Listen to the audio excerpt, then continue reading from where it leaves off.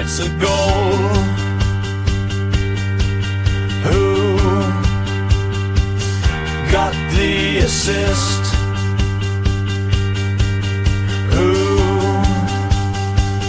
got the assist?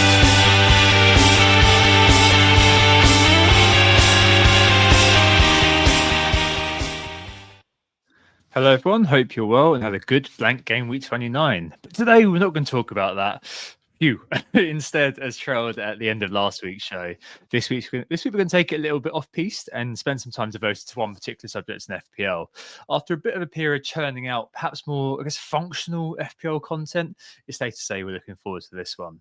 And to assist us in the conversation today, he said it, we're delighted to be welcoming back friend of the pod, aka an analytic FPL Simon Seister. Great Sai man, the Dark Lord of Analytics for today's chat, which shockingly is a deep dive into the interplay between analytics and FPL, following on from our brilliant preseason discussion. See how everything's panned out as the season has rolled on. New chips have been unveiled, and of course, I don't think at the time we even knew that you could roll to 5 transfers. So quite a lot has changed since last time we spoke.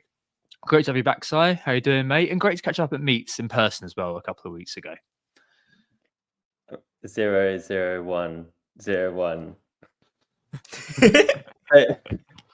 For reference, that's what Tom put on the script for me, so I thought I would indulge him. It was really lovely to see you at Meets. It was really nice, and I'm doing well. And a lot has happened in FPL. You're right. We got new rules, we got new chips, and we've had 29 game weeks, so we've got a lot to discuss, I guess. That's correct. How are you, Pricey? I'm good. Thank you very much. Usually Tom would be the one introing me, but you get to do the honors today. So thank you very much. It's a pleasure to have you back on the show, mate. The one that we did earlier on this season was one of my favorites that I think I've done at Who Got the Assist. So yeah, really, really good to get you back on. A really good time for the season to do it as well. So hopefully no one minds us as we take a little bit of a step back this week, away from the week-to-week drudgery of the game week scores and bold claims and all of that stuff that Tom and I inevitably get wrong every single week. This week, we can't get anything wrong because we're leaning on another expert. Today, we're going to be devoting the entire thing to analytics, the whole conversation around it, both pro and against, and skip out on all of the more functional FPL stuff. We'll come back with that in a couple of weeks' time. We've got a nice little break at the moment with the international break, and then of course the FA Cup after the international break. So we've used this time as a little bit of a way to take ourselves away from that week-to-week stuff and enjoy a bit of a deep dive. So it is Tuesday, the 18th of March. Blank Game Week 29 is in the books and the international break is well underway. The FA Cup weekend is to come as well. Not going to do any of the previews or anything like that today. Let's dive straight into it. And Tom, you've got a list of questions I've noticed in the script. Is there anything in particular you want to start off asking Simon from the top? Well, I guess it's analytics anonymous or analytics unanimous. So I don't know which one we're going to go with today. I'm pretty sure it's unanimous because, I mean, my name is Tom and I have dabbled in analytics and I'm fairly sure, I don't speak for you, Sam, but I'm pretty sure you've been beamed up as well by the analytics overlords, as you've put it. So yeah, I think as you said, we'll definitely kind of just, I suppose, go a bit off piece. There's lots of kind of things to potentially discuss. I don't think we're going to go through every single one of the points that I've put on. It's just more sort of just for our reference, really. And most of the time, these things sort of unpack themselves and actually lead on from one to the other. As we found out in preseason, where we didn't really have much of a discussion guide, did we? We just kind of got into it and hey presto, hour and a half later we're like, oh, we probably should wrap this up now. So let's see how we go. I suppose first off, Simon, we've got to ask you, how are you doing this season? How much in the dust have you left us behind, etc.? Yeah, it's gone quite well. I'm sitting at 22k right now, so I can't really complain. I had a pretty rough start to the season. I started with no Haaland, Gisela. We can get into that if we want to get into all the stuff around free transfers, which I'm sure we will. And then I played my free hit in 9, which has also then basically changed how I've played the whole season since then. And then rose loads into up to 15k game week 18 just before wildcard. I have a weird superstition about wildcards as to whether a team is lucky or unlucky. And like when you wild card, you're kind of like flipping the coin again. Yeah. And I don't know, it worked out this time that superstition was correct, even though I know it's obviously nonsense and it's just randomness. Variance. It's still Are just you, like, are you telling me my wild card's failure wasn't complete luck, Simon? That's absolute sacrilege. I can't believe it. just a little bit. Okay. And then 22k, it's going pretty well. And then because I played my free hit, I played my wild card last week, my second wild card, and that I thought I was kind of staring down the barrel of like being absolutely slaughtered in 30, 31, 32, 33, 34, and then like just having an underpowered wild card at the end. But then I think I kind of found a way out, which is nice.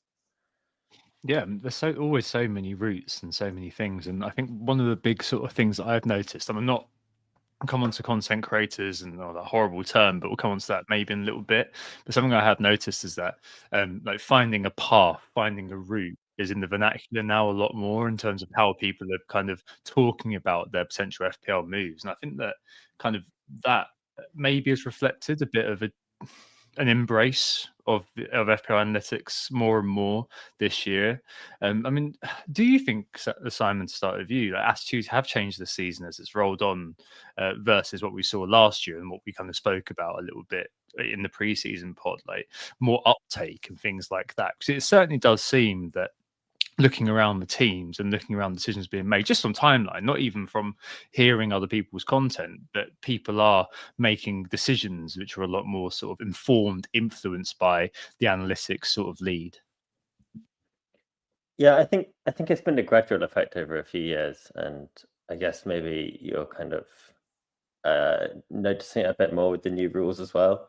I think as people have kind of caught on to like how they work as the season's gone on and kind of like learned it, then I think people have realized the value of rolling a lot more, which is something that kind of like solvers told you pretty quickly early on, and have done in like other games like Fan Team where that rule's been in place.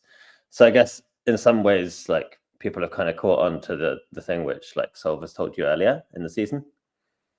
And in terms of the picks, I think there's kind of an indirect effect as well. I think a lot of the content creators use not review to like do their picks, but to somewhat influence their picks, or something with similar methods. Doesn't have to be review, could be odds, could be some other model, whether it's like Hub's model or whatever. They were going to come out with like roughly similar numbers. Even and then when they're recommending picks, their picks are going to be influenced by that probably more than they would have been 5 years ago. And so that's going to trickle down as well. I mean, Sam, you definitely kind of listen and watch a bit more than I do these days. I mean, do you think that's the same for you and what you're seeing and hearing? Yeah, I do. And I remember when I first started taking FPL quite seriously 5, 6, 7 years ago now, which ages me terribly. It was a lot more common, I think, to have gut instinct be a reasonable factor in your decision making. And a lot of people would say, oh, I just have a feeling on a player. And especially with the rise of FPL content, it's everywhere, whether it's written or video or wherever you look, you can't really move for it now.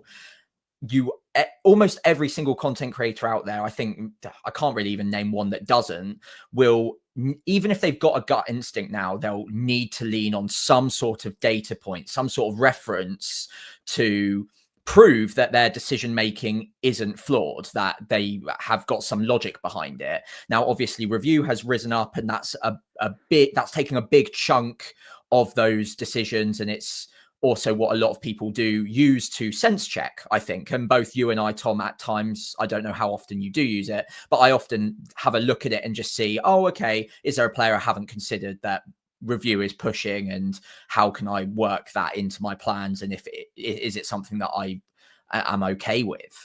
And outside of review, you see someone like Rob T FPL on Twitter and on Blue Sky now does incredible work and graphics around the predictions for each individual game week. So rather than a long run thing, it's more on bookies odds and manipulating that into data that as FPL managers makes sense to us.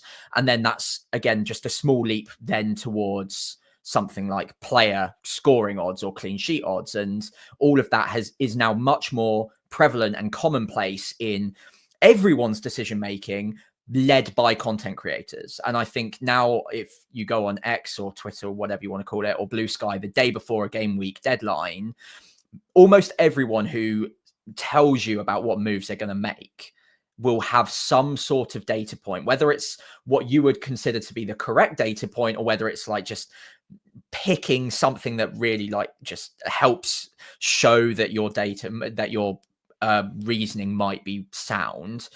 Everyone's got something that they lean on now. Very rarely will I see someone just like, oh, I just felt like it. Like I just thought Marmoush would outscore Haaland this week. I had a feeling. Like that doesn't happen anymore. And I think that's the difference in the last 5, 6, 7, 8 years. It's swung towards people will still use gut instinct and go off of their emotions, but they will maybe also lean on the data behind it to say, that's why I like this gut feeling. It's that I can prove it scientifically somehow. Yeah, you can quantify exactly why you're yeah. kind of leaning towards a certain asset. And Robbie in the chat just said, I just pick on gut instinct every week, but rank quite nicely. So I don't think I need these models TBH. And I think that there's definitely a place for that in FPL, because the abiding mantra is always play it your way. And we kind of spoke about this in the summer, that actually the reality is that we're all just trying to maximize and optimize our experience of playing FPL, and analytics, Simon, it just plays a role as a tool in that.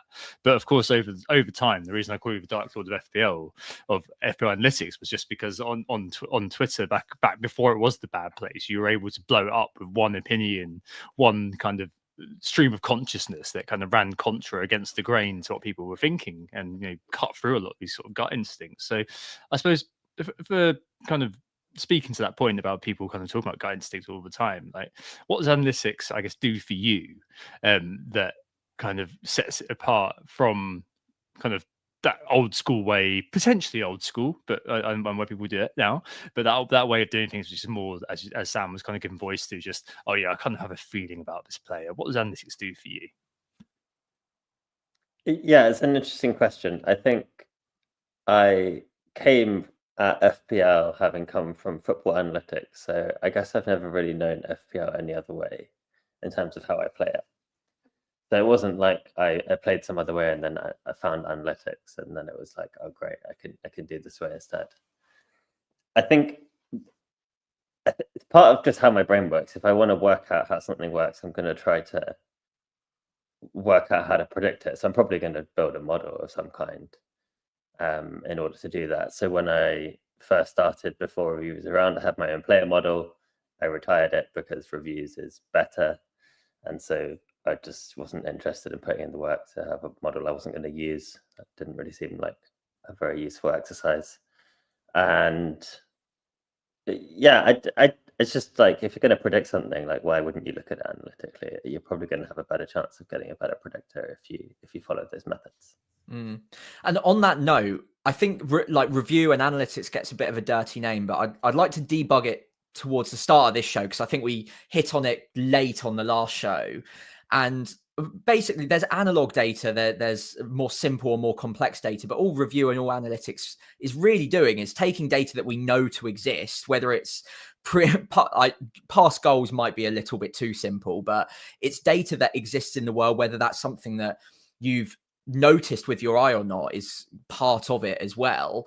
If player X has got much better XG per 90 data, they're probably going to work out a lot better in FPL review naturally, especially if the minutes are good. And minutes, again, is something that review predicts, but you can also manually change it. So it's not really doing anything that humans aren't already capable of, or maybe non-consciously are trying to manipulate in their own minds anyway. What it is it's taking it out of your own brain and putting it on a screen and giving you all of that information in one very neat little package very quickly, and giving you what is a correct, and I use inverted commas very sparingly here, answer on who would be predicted to get the most points in the next whatever game weeks that you want to run it on. So yeah, some people say, oh, I'd never use analytics, I'd never use review. Well, review maybe not, but even if you look at past goals and the amount of goals that Salah scored this season, you are technically getting involved in analytics in a very light way. Yeah, I think that's probably about right. And even if you are looking at underlying data, you are, as you say, like looking at, I guess, particles of the composite that review basically scoops up and puts in front of you and summarizes for you. And I suppose that actually nicely leads into you've got to be living on the rock to not have seen the rise of AI basically over the last, like, it's completely exploded like over the last kind of few months. I stopped working for a while kind of last May when I was made redundant, and I got back to work and suddenly analytics, AI analytics, well, not analytics, that's always been an FPL, but AI is absolutely bloody everywhere. And literally everything you described in there, Sam, just all that said to me was basically AI, right? Yeah. And it kind of feels like, I mean, we've had a few tentative models, as in generative AI models in FPL, mostly chatbots, sold in as AI a lot of the time. But as the capability of AI has vastly transformed, it continues to do so basically on a daily basis, monthly basis, you see some ridiculous thing that AI has done. I mean, I'm fascinated to kind of even begin to think about, and this is the pod to do it, I suppose, and wonder kind of how we see analytics and FPL generally being impacted by AI. Because if people are saying, Simon, that FPL review is basically cheating and taking out your own thought from playing FPL, imagine what people are going to think when the generative AI crunches the same numbers, is able to present options based on your individual play style and other contexts that it kind of has picked up from you. I mean, do you think that's kind of the next step almost for analytics in FPL to be powered a bit more by AI? I'm gonna come back to something Sam said before I come and answer your question on AI, if that's all right. It was about the gut instinct thing, and I think it's very hard to have a gut instinct on 500 players. Yeah. And therefore, what analytics does is it's going to give you like a decent baseline for basically everything you don't know about. And then if you have very strong feelings about stuff, you can edit the EV. It's an update that Review recently made where you can basically download the data, make some changes, and then upload it again. And then you can use your changes to the solver. So if you have like particular gut instincts and stuff, you can make some changes to reflect that and then solve it with your beliefs. So I definitely recommend doing that if you're like interested in using analytics and also bringing like your gut feeling and kind of like football knowledge to the table as well. It could be a nice way to dovetail them. Just thought I'd throw that out there for everyone before I get onto the AI stuff. On the AI stuff, yeah, I haven't seen anything great so far. Like you say, it's like mostly chatbots, and like it's very hard for them to have like up-to-date data. In a way that I've seen work. Like maybe I think we have like pretty good analytical tools to like solve the game, because you're dealing with a problem which is like quite contained, right? It's like a game with like particular rules, and like you can kind of predict the points, and like you don't need a lot of like wild stuff. You can maybe get it to like think about strategy and stuff, but like I don't know. I'm not sure an AI is really going to be like incredible. I think probably like most useful applications would just be like quality of life stuff, like getting really nice summaries of like injury news and like rumors and stuff like that, and like how credible they are, and like all your kind of stuff, so you can like make your X-minutes judgments like pretty easily, just without having to spend a lot of time searching stuff. Like that would be nice. I'm not sure an AI is gonna like beat like very engaged humans at FPL anytime soon. I have to say. Yeah, one of my sorry, Tom. One of my former companies I worked for was like obviously very, very into our AI, especially recently. And I started like just toying around with some of the like, you've got your ChatGPT, you've got Claude, you've got Perplexity, all of these AI different functions that you can use now. And none of them were able to do anything with FPL because frankly, they've got the player names and they've got like open source data, but they don't have things like FPL review or like the FPL database to plug into. Even something like a stats bomb would be really helpful to an AI bot to kind of bring it up to a level that would probably not get it past what FPL Review does already, because all AI is really doing in that circumstance is scanning information that already exists. And FPL Review is just taking a very specific set of data that already exists. In fact, the data that you need to make the decision. So I understand the worry about AI, and I think maybe from that point of view, there's more of a danger of AI teams being created that managers just farm different potential routes through hundreds of different teams. Hopefully FPL keep stamping down on that and make it almost impossible to do so. But I'd be more worried about that than an actual AI tool being used to assist me or anyone else in making more informed decisions than what the data and the different applications that are already out there are capable of doing. Because there's not like this a magic pool of data that exists that Review or someone else can't get hold of that a chatbot or AI tool can. Yeah, and I spend a lot of the time. A lot of it is, as you said, access to those APIs is quite difficult to do. And I suppose it's more of a longer term horizon thing, whether they'd ever get the rights to be able to do that. And I don't know. I suppose we had examples. So I think the BBC a few years back did kind of an AI team playing FPL, which ended up in kind of the top 50k or something like that.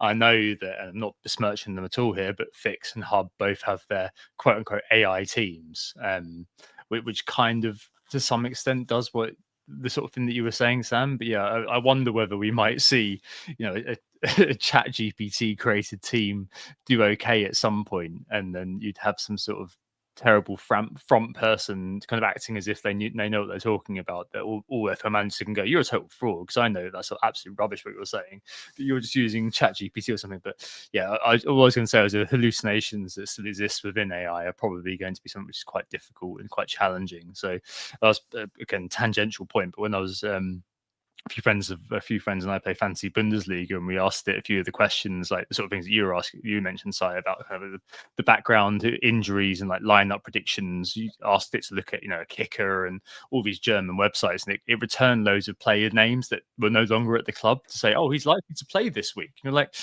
no, I don't think he is somehow. So yeah, there's still a bit of a way to go, but it's still pretty frightening.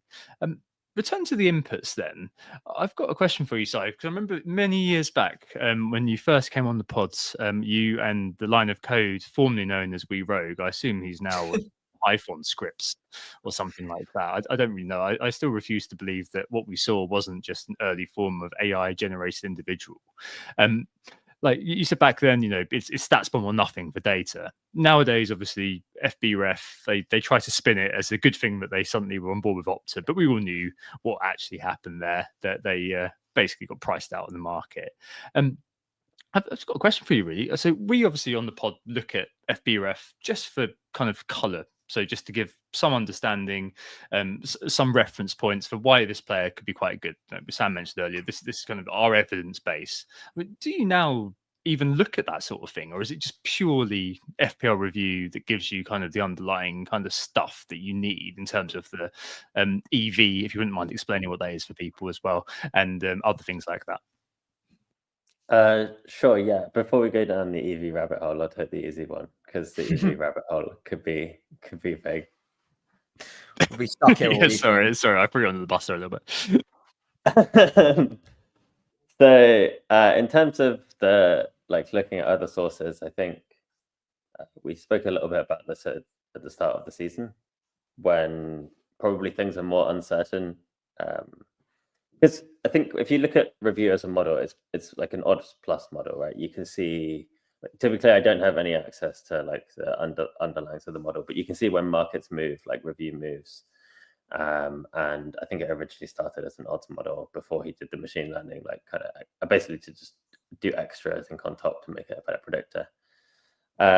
So you already have a really, really good predictor in markets, which is why the AI stuff just it struggles to work, because whenever you get an advance in prediction, you see it as a composite already in the markets, which you can then just read off. But yeah, I use it more at the start of the season when things are more uncertain, because the markets are more uncertain then as well, because they have less data to go on. Now, probably not so much. more for interest than anything else, than like FPL prediction. Yeah, it's drunk at the start of the year. That's what I always say. Yeah. And as you found out of your kind of slow start, but I always say there's a certain point of the season, maybe around your sort of the successful Game Week 9 wildcard, where it really starts to kick in, and suddenly you kind of, it's like the start of a Mario Kart race or something, where someone comes from like 6th place all the way to 1st incredibly quickly. You're like, well, how's that happened? Why have I been less than dust here? It's just because of some superiority, but. I mean, let's go down the EV rabbit hole then. Definitions for people first, because it's something that you see thrown around, and So everyone nods and goes, "Yeah, it's great EV, yeah," and they're all kind of scratching their heads, going, "Oh, yeah, I definitely know what that means."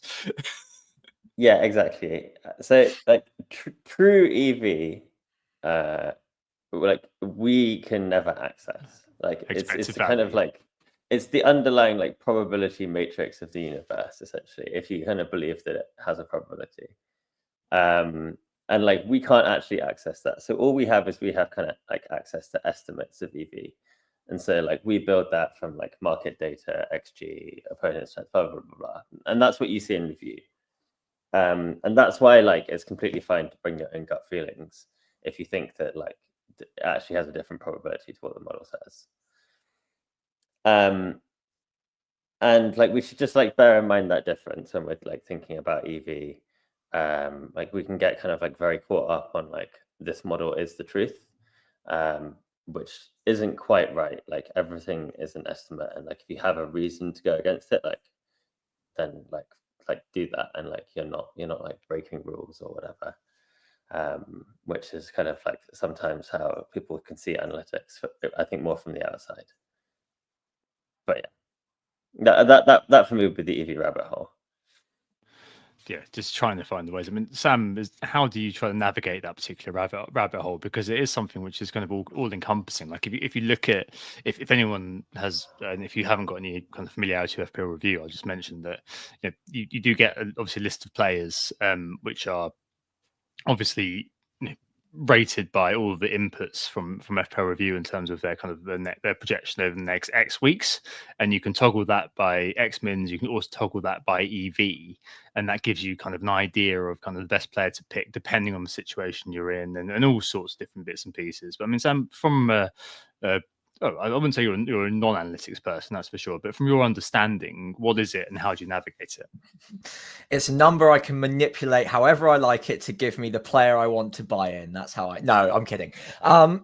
So yeah, I mean, honestly, even Simon's explanation is helpful on this because whilst I have a fairly trivial or base understanding of EV and how it might impact different players at different times, I just go on to review when I feel like I've got a bit of a blank canvas. I don't really know which way I'm going, or just to see it, like sense check, like I mentioned earlier, like, am I going down the right route here? Are there players who represent much higher EV than maybe I had in the back of my mind? Like Simon said, we don't have gut feelings on all 500 players. So there will be inevitably a team that I'm underestimating, or a player that I haven't noticed the minutes climbing recently, or the XG data looking good. Market odds are maybe not reflective of what I internally think. So having a look there is really helpful, but I do play around with different, I guess, different edges that I think I can gain myself on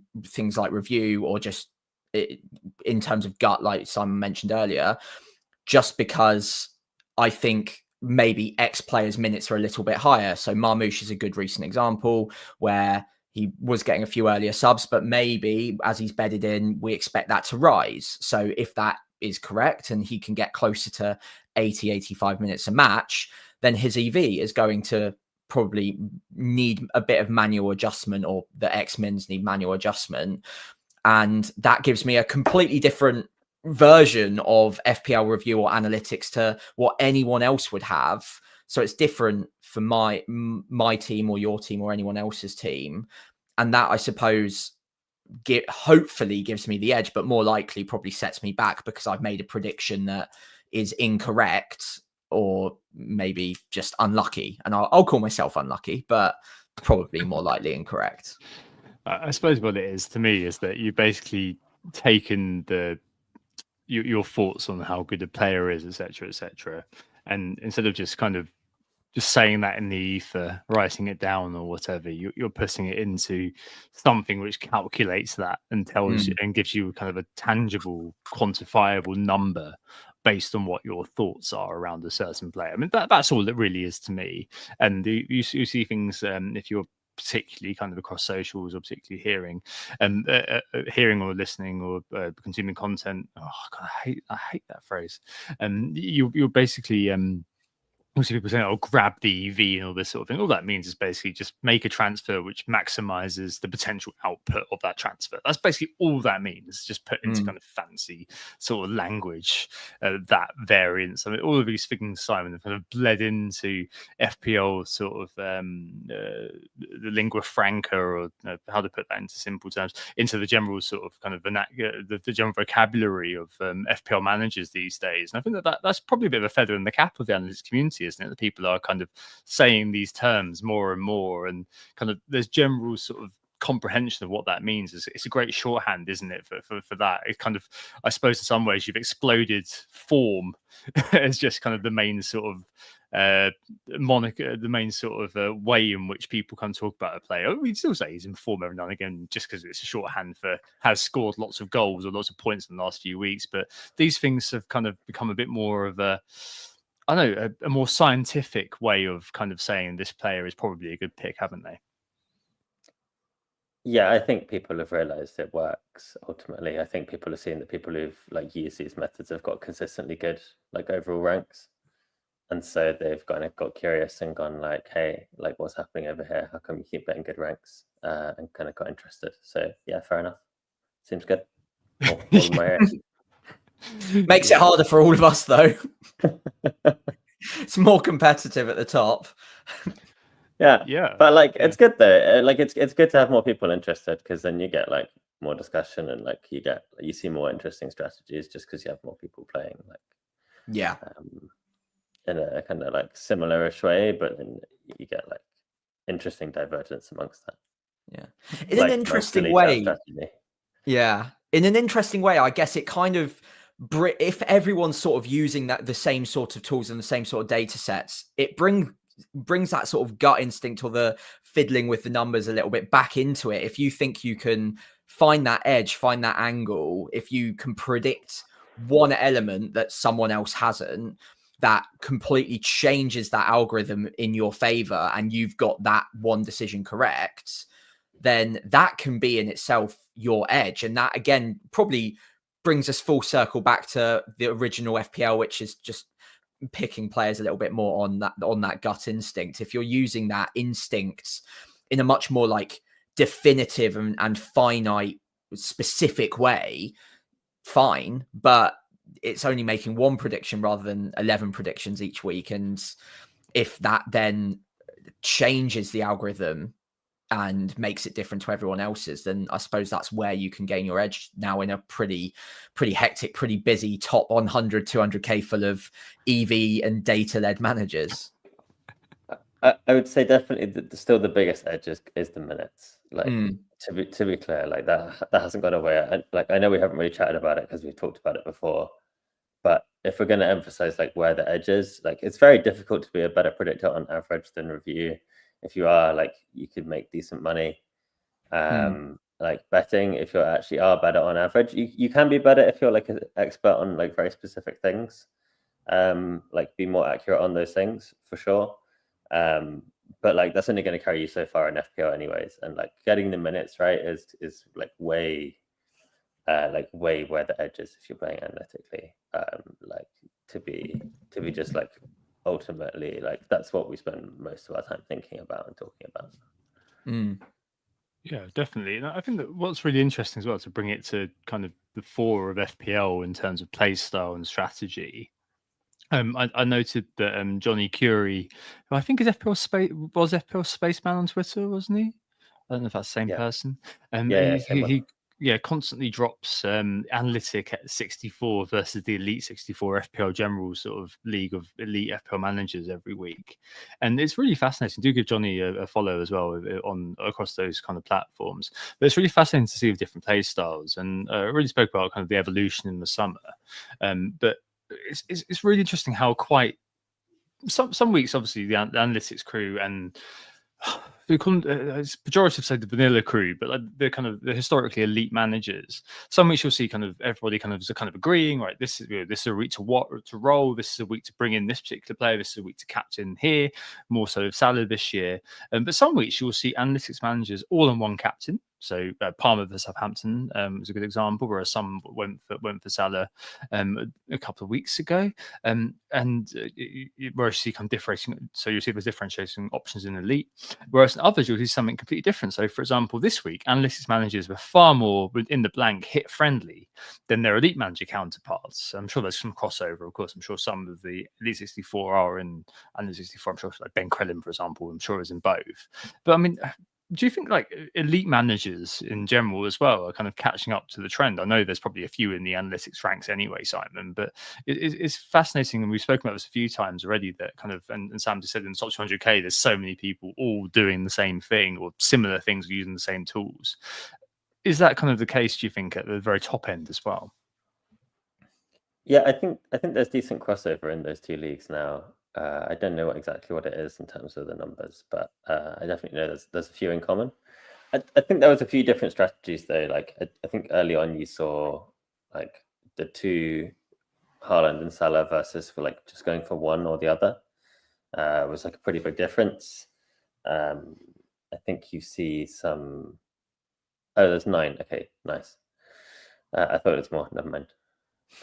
Johnny in the live chat saving us there. That's good. That's good. I love it. We have live fact checkers on the podcast. Saves me a job. The only ones left. We think we need to get rid of them and replace them with I don't know who's AI bots. Yeah, just replace them with the AI. They'll definitely look after the world. Right? Anyway, continue. We have interplanetary fact checkers. Where was I? Yeah, I think there's pretty good differentiation this season. Though I think it's a function of both the rules and the pricing, and I think there was decent differentiation in the early teams analytically because it was like 2/3 were on a Haaland draft and like 1/3 were on Salah, and that meant you had quite different players and like you had then quite different implications for wildcards and when which game weeks your team was good and bad, and then what you decided to do about it. So like early on, I think like analytic leagues pretty like fun and interesting. I didn't really follow what everyone else was doing, just to be honest, because I don't know. It just is enough to manage my own team. So I don't really know what everyone else has been doing. I know like Chris Wood has been rinsing me and like Nottingham Forest in general. We'll come on to him, which I know. Yeah, so I know it's on the running order. Yeah, it pains me more as a Leeds fan, like because obviously I watched him for like 3 years or whatever. But never mind. Oh no. Sam, what's your view of the great phrase, a great word I've started using recently? And some people might just be like, all right, I'm turning this off now, but anecdata. What's your view of the kind of the anecdata of how people have started changing their approaches, I guess, throughout the zeitgeist and throughout, I guess, again, maybe touch on content creators again, what you listen to, because it's definitely a mix as far as I know. I mean, my content consumption is limited nowadays, just due to time, really. But the anecdata seems to suggest to me, at least from what I see and hear, that some are really open to this, and others seem to be kind of, how do I put this nicely, mysteriously arriving at review optimal solutions despite a lot of optimal toing and throwing. And a lot of content creators are, of course, within that sort of elite grouping. I mean, do you think that there's definitely an overlap, but that's going to continue? And John said there's 9 managers in both leagues, but I'm sure amongst the upper echelons, if you look at kind of FPL Research's top 100 or something like that, I'm sure there's a lot of managers there who are kind of using review as a reference point or something like that.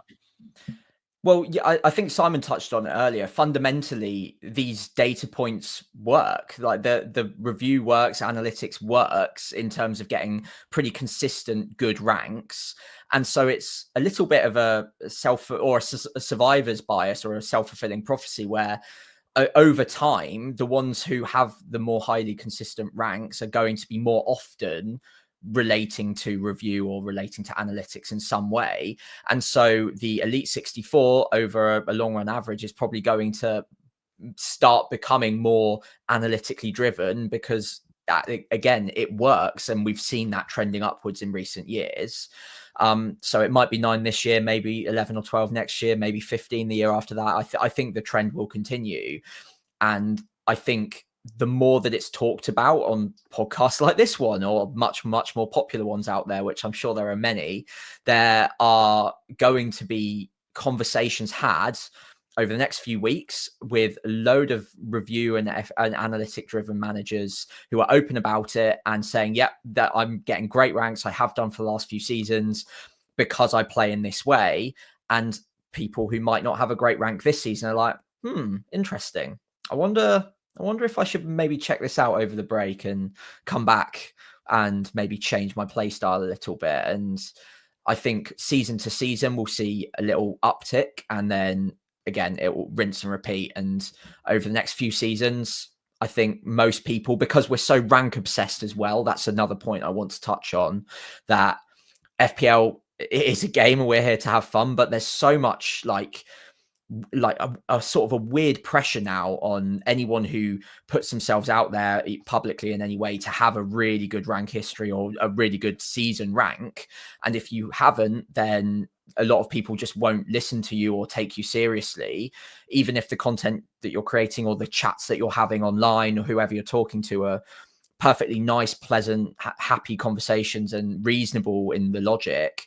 If you don't have the rank that year to back it up, then a lot of people kind of disregard that. So people might start feeling like their hands are tied a little bit and that they need to bake it in more often than not to prove their worth as an FPL manager, which I think, if I just round off quickly without going on a tangent too much, I think that's just a bit silly. And we're here to have a bit of fun and chat about football at the end of the day.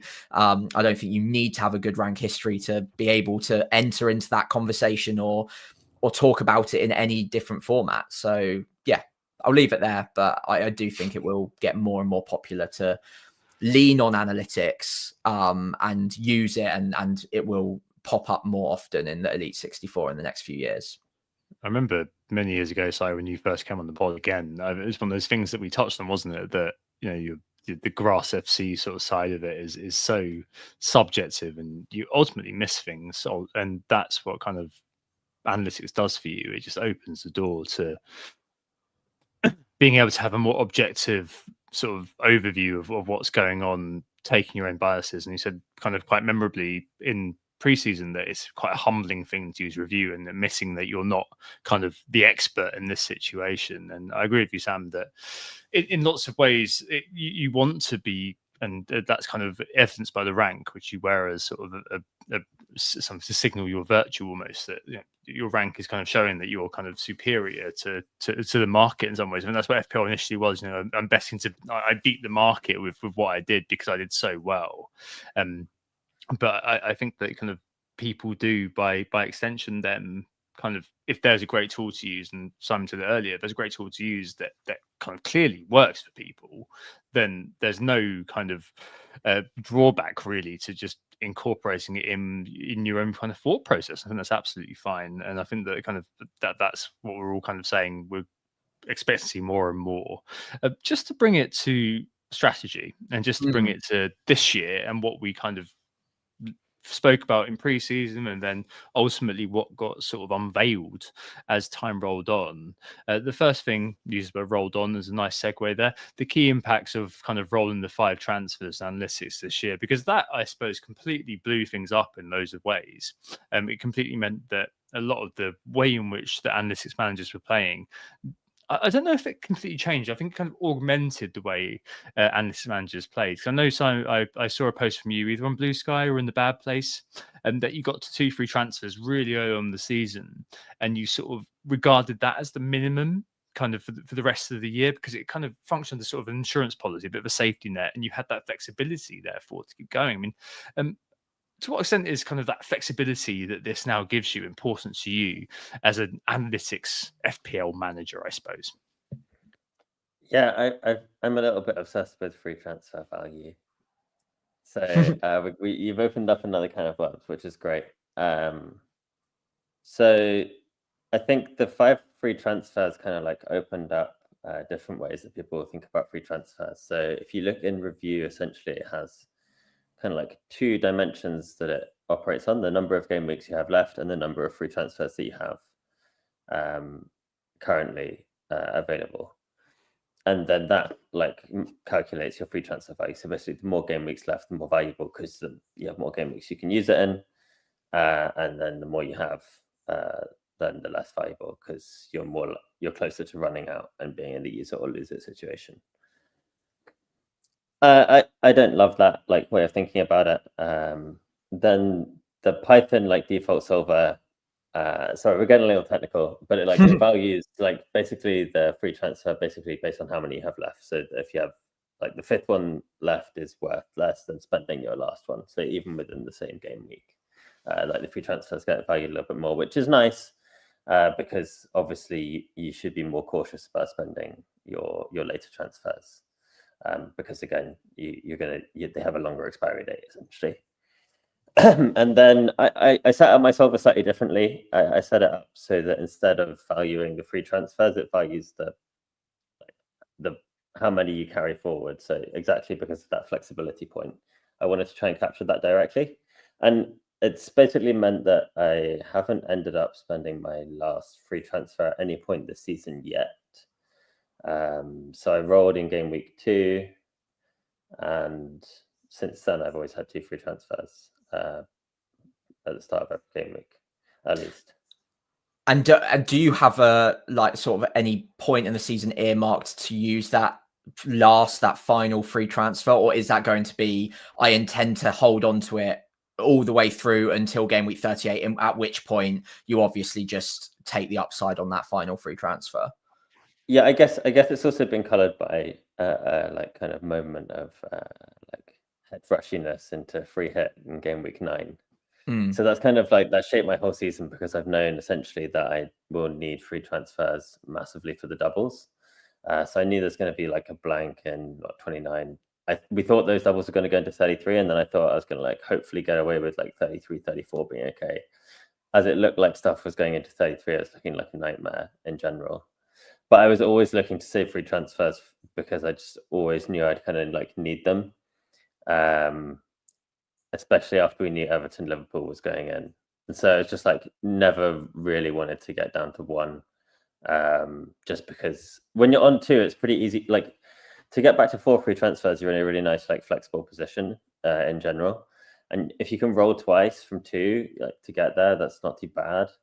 If you've got to roll like 3 times, like without touching your FPL or like anything going wrong, like I don't know, it's just pushing it. Mm-hmm. I mean, I'm an impatient sod, as you know well, Sam, and I think the best I've ever gotten to is 3. And I think that, you know, when we go, when we do our season review, and indeed when we do our season preview next year, I think I'll just be like, just be more patient with your transfers. So I think that's something that definitely has been kind of the layers of strategy through having the 5 have just been supercharged, really. And I've got to try to, I mean, recent history has literally just shown me that if I had rolled 1 week and just not gone for the low hanging fruit, then I'd be in a better position kind of right now than I would have been before. And that's one of those things that you have kind of the opportunity cost, I suppose, don't you? I mean, the 5 free transfers, Sam, has definitely kind of changed the way that maybe we play, but maybe there's been a bit of a lag for managers like us who aren't particularly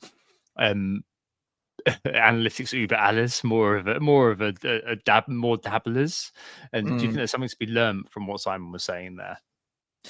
Yeah, it opens up that opportunity for patience a little bit more. I think when the maximum was 2 free transfers, it kind of it made it very difficult not to mess with your team every other week, even if it was in theory pretty much close to perfect. And making that one move, obviously, action isn't always the best thing for anyone's team. Sometimes it is to just leave it for a much longer period of time.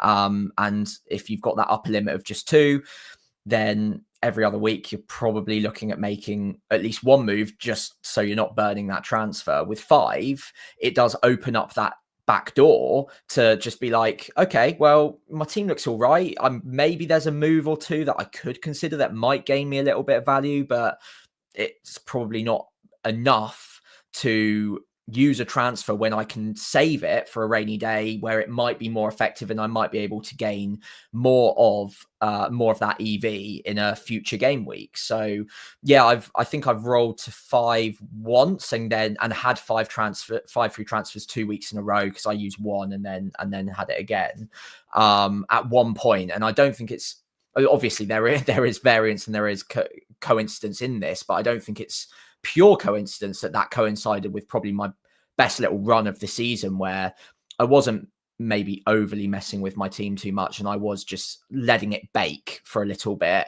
And after a while, I was in a much better place. And knowing that I could then attack like a double game week, for instance, I think that coincidentally went quite well with the assistant manager, and it meant that I could attack a different assistant manager each week because I'd saved those transfers, and obviously that gave me like 56 points, I think. So that was something I wish I was doing more often this season, and hopefully it comes back next year because I've quite enjoyed that possibility, and I think that I'll use it more to my advantage next year, hopefully as well. Yeah, I think this one was definitely. Did you mean five free transfers? Yes, I do. Yeah, not assistant manager. I'm sure that will stay, yeah. but I mean that's obviously a very very nice rollover to assistant manager. Side. I mean, powerful. Yes, we know that, and obviously shout out to Rob T again for helping us to gain 50 something points out of it. I mean, analytics wise, do you hope it's retained? Have you enjoyed it, Si? Yeah, I think on the free transfers, before I get to system manager, I think ultimately what you do is you end up saving yourself hits. If you kind of like mentally bank, you're going to need like a certain number of free transfers to deal with like just problems. You're going to need like a certain number for like massive fixture swings, and then you're going to need like a certain number for double game weeks. Then like you don't actually have that money left to like for luxuries. And if you kind of think about it like that, then I think you end up improving your play quite a lot. On the assistant manager, give me the golden numbers on those, please? Sure, yeah, why not? Wait, How many do I need? We can probably work it out. Like you can probably work it out if you like have your transfer histories and stuff. You can probably go through it and like yeah, how many true. was the injuries and stuff like that. And like I don't know if you wanted to like really nerd out on your game, then like I don't know, you've got the summers coming up, isn't it? Assistant manager, yeah, I don't know. It's a weird one. When it first came out, I didn't love it because I was like, it's not really FPL. Like FPL's about players.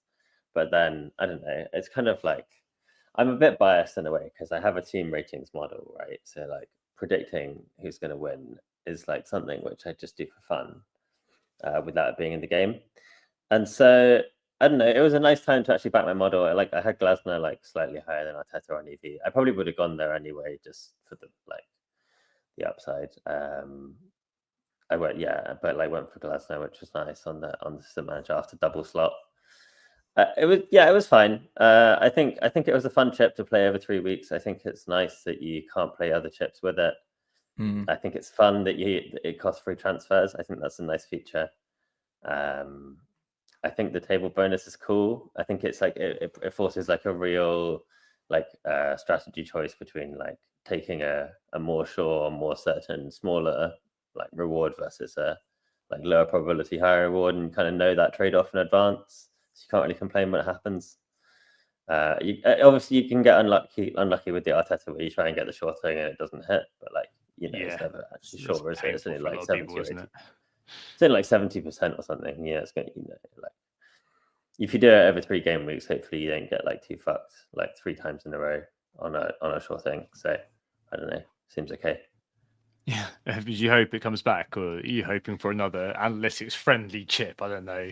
XGI is the EV is what actually counts as points this week. Yeah, well, I mean, like EV is like it's a good thing to try to just like target. If you think of the game as essentially just like a series of like weighted dice rolls, and you're just trying to like accumulate as much probability as possible, and then you'll get like maybe a decent score, like usually a decent score, like sometimes better than others. And like sometimes you'll accumulate those probabilities better than others as well. So like, yeah, just grab the EV, it's fine. Like same as what's the Pokemon drama? trainers for many years. Grab the EV. I do hope they retain it though. Go. Sorry, Yeah? man. I do hope they retain it to actually answer your question. Really? Yeah, either that or just like they give us a new mystery chip and they don't announce it till halfway through for like every year. That would also be hilarious. Maybe that was the intentional thing all along, that they're gonna have a mystery chip every year. I actually would love that, to be honest. But yeah, I hope they retain it. I hope they make it only playable from game week like 20, and I hope they make it one wild card for the season instead. Yeah. Oof. I think that we spoke about at the end of our assistant manager stint, we spoke about it, and I think that kind of the key point that we both sort of agreed on was that it has to be from around kind of game week 20ish onwards. Like, you can't be doing that in game week 2, game week 3, when 3 points basically mean you go from 16th to 3rd. I mean, there's no way you can justify that. I guess you're going to have like table bonus versus doubles like trade-off. It's kind of interesting. Yeah, maybe that could be interesting. I think that they should, if it does come back, I think that maybe you'd have kind of incremental table bonus rather than just like an arbitrary 5 places. That just feels like it was cooked up in the gents when 2 people were having a wee, just being like, oh well, what do we do? 5 places? Yeah, all right, mate. Yeah, extra point for each league position above. Yeah. I think that's a lot better. I think that's a nice way of doing it. I think almost that'd be quite fun. Obviously, you'd end up with some sort of some crazy sort of like outcomes, but I don't know how it will work on the downside. Maybe you just don't get downsides, probably, because this is FPL after all.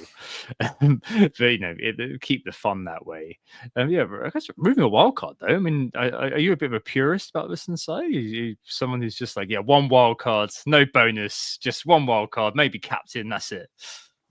Okay, so I'll explain the 1 wildcard thing, and I think hopefully I can convince you on this. So if you think about when teams are most similar during a season, it's either game week 1 or in a very popular wildcard week.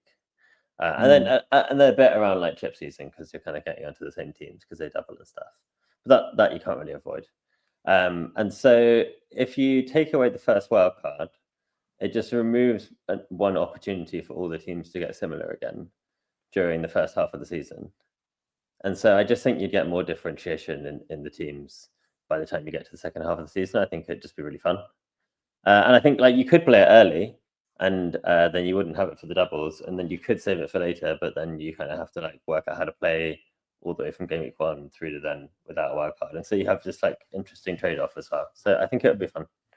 It's also more importance on each transfer then as well. Like there's more value placed on like getting those decisions right week on week, because the cascading like ripple effects of getting something wrong very early on could be really quite damning if you've only got 1 wild card later on in the season to bail you out.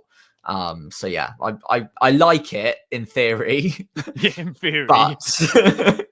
But no, as someone who's made the odd FPL mistake here or there, it's quite nice having that get out of jail free card.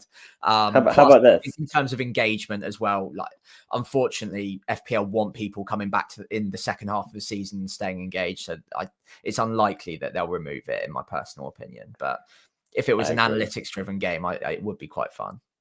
I agree, but I mean, if you want to throw a nugget, just throw like 2 extra free transfers in like game week 10 and 20.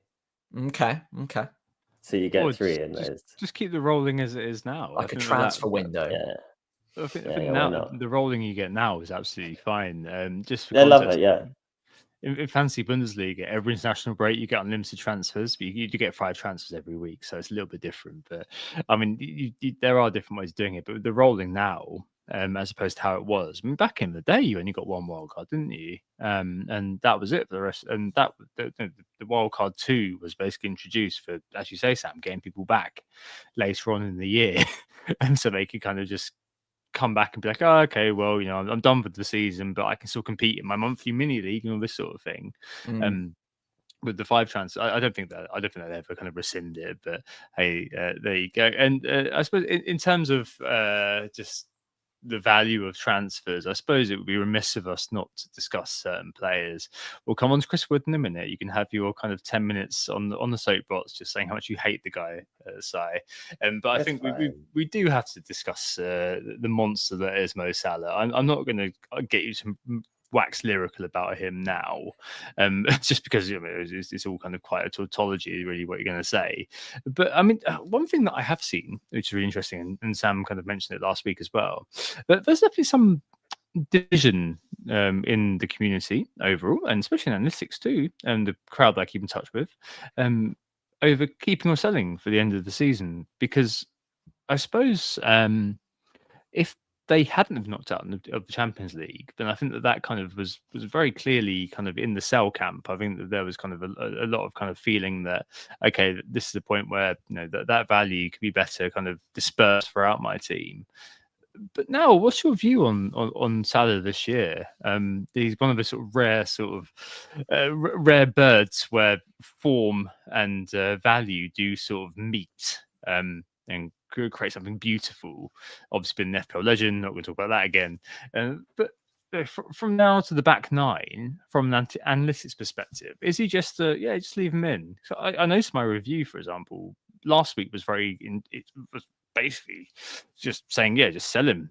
Buy Bruno Fernandes, who again we'll come on to, and probably I should have in terms of points. But now, what's your view on him? Clearly had a great season. One of those ones where like great data plus running hot like come together, and then you get like a massive FPL record. It's kind of funny. He's the 2 seasons where not everyone has owned him from the start. His first one and this one have been the 2 where he's just like absolutely run up the score, which is just quite funny. Kind of classic FPL. Yeah.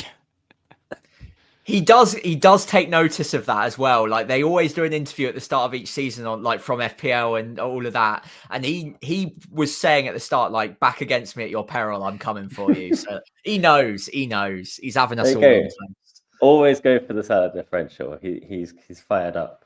That's you can put that in the review model. Multiplies EV by 3. Angry Salah multiplier, yeah. But is the EV in selling, Simon? That's the question we all want to know. Yeah. I sold him on Wildcard. I think 90. I just had a quick look. Like 90% of the Analytics Elite 64 sold him, or don't own him, I should say. And I'm pretty sure everyone did before, to be honest. And yeah, I think you kind of have to just follow it, right? Like a player with more fixtures is better than a player with fewer fixtures generally, if they're like not too that far away. You can get onto Haaland, he's likely to double in 33 and played in 29. It's 2 extra games in 5 game weeks. I don't know, that's quite a lot. So then, I'll probably try and get a Salah back in 34 with free transfers. I don't have a free hit. I don't really know what the plan is if you have a free hit. Maybe you get him back in sooner if you free hit 33. And then I guess if you free hit 34, I guess you could just do it in 35 or something. Yeah, I mean, that keeps inspired. Sorry, go ahead. No, I was just going to say it depends on the fixtures after 35 as well, because we don't know how they'll fall either. Oh, that's just gonna be a crapshoot, isn't it? I think we'll come on to that. We'll come on to that when we get there. But God, that's gonna be just a crazy end of the season. I think we're just punts flying everywhere. But I think that's kind of quite interesting in terms of the Analytics 64 thing and the Elite 64 thing, just because I would bet you, apart from the 9 managers who are part of Analytics, that the majority of Elite 64 is going to keep Salah no matter what. And I think that's kind of my mindset almost. So I don't think, because I can get Haaland anyway, etc. And that I don't know when I kind of see Salah's departure. I know you're more open to it, Sam, than I am. And I don't know, I feel like there's definitely an potentially an edge to be gained over the analytics crew almost in that way, just because and 90% of the analytics 64 have sold Salah, and by extension that means that a lot of managers who are following the robot, are not the robot as in Haaland, but the robot as in review, will have sold Salah. So therefore he doesn't become a differential in general, Sam, but he becomes sort of like something that could be very handy in terms of effective ownership in the kind of the areas that we're competing in almost. So that's really interesting to hear, isn't it? Yeah, I mean, I'm so far back that I imagine he will be very highly owned either way. I don't think too many analytic managers are like hovering around 400k right now, although I would love to be corrected on that.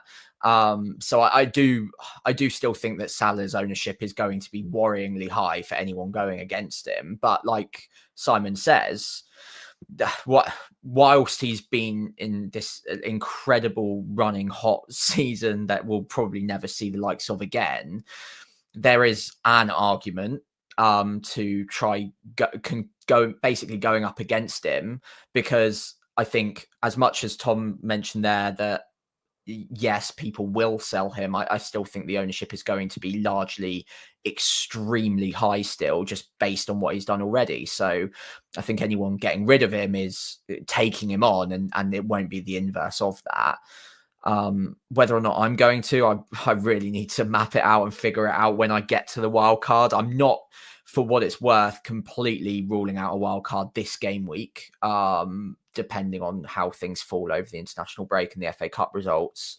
But I'd prefer to wildcard with more information in game week 31, at which point I will be frantically trying to find a combination I like, which doesn't sacrifice too much to keep Salah. But if I can't make that work, then I'm going to have to roll some dice at some point, and Salah might be one that I just try and take on for a few game weeks, but it won't feel good. That's for sure. It makes me feel a bit better knowing that Simon and all of the best managers out there are doing it though. So that's good. Yeah, I think if you want Salah, you just free hit 33. Yeah. Which, by the way, I could be down for, depending on whether Palace go through or not. That's effectively the decision for me right now. Yeah, if we get a measly, I said saying in the chat, and people were talking about it, that if we get a measly one kind of double in 33, maybe two of teams that aren't particularly fashionable, then maybe, you do the 32 bench boost, 33 free hit, and then the 32, because the 32 bench boost, a lot of those teams, you can see those 34, sort that out. We definitely, that's kind of on the table. But exactly. I think the wider point is about kind of analytics, is that you're almost, because of the Salah example, right, insulated a little bit from the general sort of rough and tumble of FPL. Like we said right at the start, that we've done a lot of sort of functional, as Sam was saying, this is our preview of the week ahead sort of thing going on, and within that you can kind of get lost in kind of the general trends going on surrounding ownership, particularly, and obviously through live FPL, we've all been kind of consumed by the fear of effective ownership, and it feels like that analytics in general, part of it is kind of, it's almost a badge of honor, isn't it, to be just unconcerned, unfussed, nonchalant about the fact that this player is highly owned, but I don't give a crap because I've got the power of review behind me. Like, there's this sort of FOMO doesn't seem to exist a lot of the time in analytics managers. I mean, what do you think is behind the mindset that kind of helps with that? Yeah, I would say even the opposite. I think a lot of the time we talk about ways in which we can try to find risk. Like, ultimately, the whole point of the game is to have different players to everyone else, right? Like, you're trying to beat other people at the game, and therefore, like, if you all pick the same players, you have less chance of like getting the really, really top ranks. Essentially, if you take on more risk, you're just going to widen your distribution. So you have like more chance of getting worse ranks, and you have more chance of getting better ranks as well. And then kind of like what's in the middle is like your 50% line, depending on how much EV you collect or whatever. And then, so like, generally people are trying to like increase their probability of getting the very top ranks. So we're trying to like seek risk and like find ways to like take that on. And so when an opportunity presents itself like this, where you're getting EV and risk together, it's like, you jump at it. And that's not true for everyone. Some people try to guard against risk, but I think that's becoming less common these days. Because I think that we end up when you've got basically a lot of big voices using review, but also kind of appreciative of effective ownership, Sam, that you end up with a very big sort of a mass of people who don't particularly seek risk and are maybe a bit more cautious about taking on risk. And I think that was definitely, as I said, a bit of a badge of honor for the analytics crew, as far as I can see. That this sort of risk, yeah, it's kind of, hey, I don't own Salah, but there's not kind of the angst, the existential angst that you or I would feel about that, right?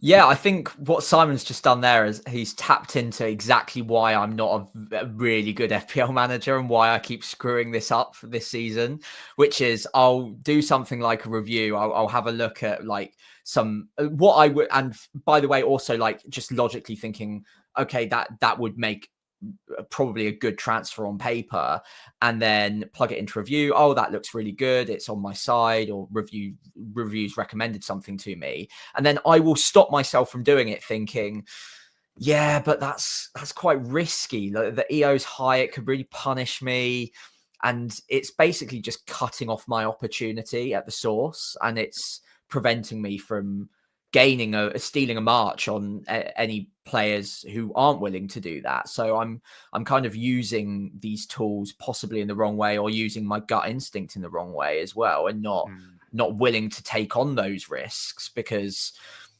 I again, if you just look at my rank history as well, it's probably a case study in not taking too much risk, because I've been very consistently top 100k manager, but never really top tier ranks, never like top 1k or anything like that, never challenging the likes of a Prass or a Harry, just as examples. And again, I just don't think I take enough of those calculated gambles, and maybe that's something that we should all be a little bit more open to, and less afraid of what people are going to say about it, because again, that's something that I care deeply about, and maybe I should just push that to one side or to the back of my mind and say, you know what, I back myself. That's because analytics nerds don't have any empathy, Sam, whereas you've got a lot of it. So I mean, it works both ways, doesn't it? They win at FPL, you win at life. There you go. Oh, I don't know about that. Really don't know about that. But I mean, that's I do think it's really interesting though, just that, because I think there's definitely this kind of idea that because you're using a robot to basically choose your moves, like there's an element of safety in it. And I think that's kind of something which analysts actually, because of it's been doing like strikingly well, and it's a proven thing to work, that you look at it and think actually it's not a risk averse thing, which is how a lot of people can initially think about it. It's actually something which does encourage you to take risks. And a lot of the time you look at, and we've spoken about this ourselves, Sam, that you look at what review is suggesting that you do, and you think, oh, this is rubbish, I'm not doing that.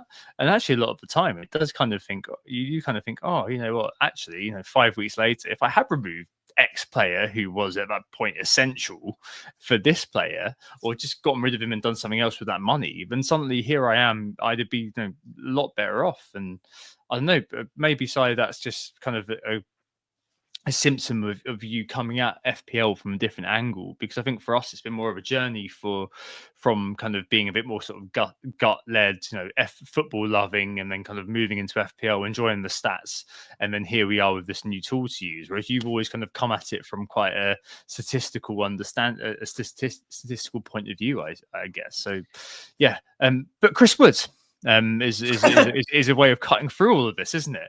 Because this year he's followed the likes of Miguel Amaron, he's followed the likes of Mr. Lingard, followed the likes of probably Danny Ings, probably the best sort of analogy for Chris Woods. I mean, as a Leeds fan, it's obviously been tough, but how do you, speaking for all of the analytics folk out there, account for the Grass FC hero that is Chris Wood this year? I mean, it happens every year. It's fine. There's always one, isn't there? There's always one. I honestly don't actually have that much to say on Chris Wood. I mean, his numbers are like fine. They're not like mad different to what they have been for most of his career. They're a bit worse than they were last year, where they're a little bit up. And like he's finishing hot, and like good for him. Like, and like good for the people that got the points. Like it's nice to get like good variants. Like it's fine. There's no drama. Like it's like there's nothing to say. Just wait for us to switch the recording off at the end, and then he's just going to go into a massive rant on it. But no, No, I guess will it's the exception that proves the rule, though, right, Simon? Well, no, I mean, it's like someone's going to run hot, right? Like, Yeah. it's like I said, it's probability, and like, I had an old tweet where I posted an Excel sheet of like 20 sets of 38 dice rolls for no reason, and you can just kind of see like random narratives everywhere, right? And like some dice roll hot and like run hot, and like some run cold, and like just stuff happens, and like that's what randomness looks like. It looks more streaky than people think, and it's fine. And like it's fine. Exactly what Spaceman is saying. Yeah. So I'll just narrate that because I love that point. Spaceman in the chat, JC. There are enough players that we should expect someone to run hot. And I think that's a perfect analogy for what Simon's analogy was perfect on that. No, I suppose that kind of brings us to our penultimate player, which is Haaland for the end of the season. So we've mentioned a few times, and you said earlier on, Simon, that obviously him having 5 games versus Salah's 3. At the start of the year, he wasn't in the analytics mix a lot. But now, do you kind of anticipate that he's going to become a player that analytics kind of backs a little bit more? I mean, he's got the X-Mins, got the kind of the longitudinal data behind him. Is that something which is you'll kind of see having a bit more of an impact in analytics circles, and then by extension, what happens with the rest of us for the rest of the season? Yeah, I think he was in the analytics mix at the start. I think probably 2/3 of teams had him, maybe a little bit less than on the average. I didn't go for him, but like most teams had him early on. I think they got off him like when most people did after wildcard 6. They picked probably Haaland mostly. I think I think most people who got him for 29 have kind of eyes on 33.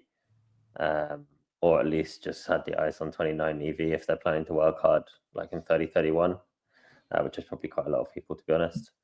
And then, I think it will depend how the doubles fall massively. I think City are most likely to go in 33, right? Because it's either one of 2 FA Cup results. And I think their game has to move there because of European clashes or whatever, if I'm not wrong. Yeah, it's very likely that it would have to go 33. So I think people who kind of like have them in their team now who aren't going to play a wild card kind of have eyes on just getting 2 extra fixtures. Otherwise, it was just Salah doesn't have a game, and then you can wild card him back in soon if you're free hitting in 33. Otherwise, you can kind of think about it if like the doubles damp squib or whatever. You can kind of like go from there when you know the fixtures. But maybe it depends on. He's going to need extra games. Like the thing is though, he's got 21 goals this season. I know like everyone kind of looks at it because he went like wild at the start of the season, and like City were obviously playing a lot better. But like he's still got 21 goals, and like the numbers are still kind of fine over the course of the season. He's still like getting reasonable amounts of shots and stuff. Like it's not like he's terrible. He's like not quite as threatening as he was in the previous couple of seasons, but still like, if he's got a double and stuff, like no worries. Yeah. Okay. Fine. And I suppose kind of the final kind of thing to just touch on. Who do you think the golden child is of analytics FPL wise, and why is it Bruno Fernandes? Just to note that Saka was top of EV predictions for the start of the season. Was he? He was. He definitely would have been like when it first came out. I think the first thing that I look at whenever it gets unveiled is who's the top of the points per million, or I don't know how it is kind of what the nomenclature is, and then it kind of was Saka by a long way. And I suppose that he and Bruno occupy similar profiles, and just having that sort of the XGI behind them. I mean, I don't know. Actually, I think maybe a better question: who's been the biggest surprise for you this season in terms of the analytics?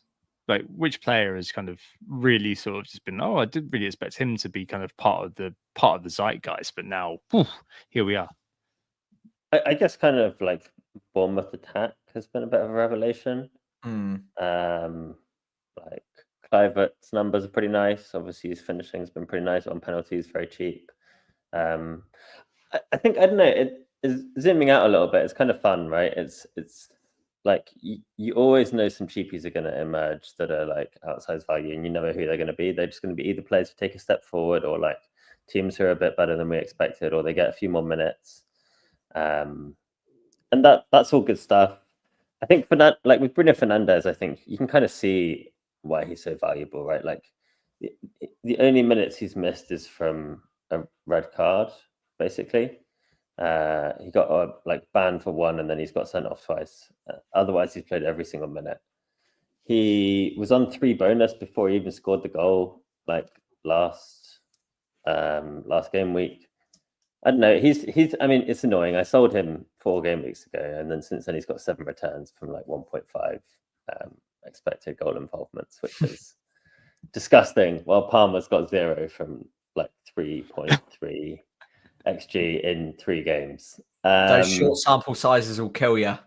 No, it's just like, come on, man. Like, but like he just racks up the bonus. He's on penalties.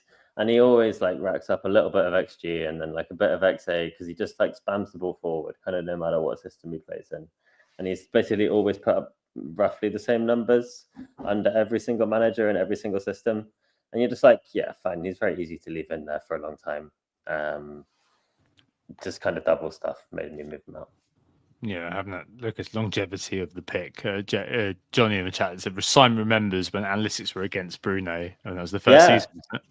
I started a podcast for Bruno Fernandes therapy for like 150 like year ownership bets against. So this week was bringing back some old trauma, but it was only like 60% EA. So yeah, I was shocked to see you didn't have him. I was just like, what the hell? You got to turn that badge in straight away. But yeah, it's interesting, isn't it? And I think that I do think it was the likes of Bruno and I think Saka as well. You'll see them as kind of mainstays and see these players just kind of crop up in analytics teams a lot as individuals.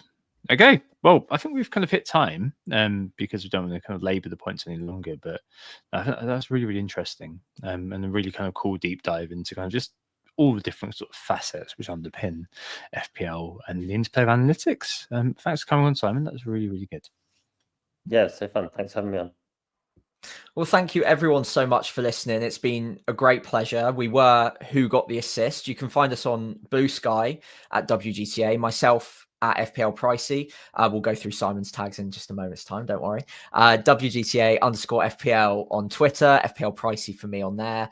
Instagram threads, WGTA.FPL, FPL Pricey as well there. If you did enjoy the pod, if you could please do one or preferably all of the following, including following us on those social channels, giving the pod that 5-star rating.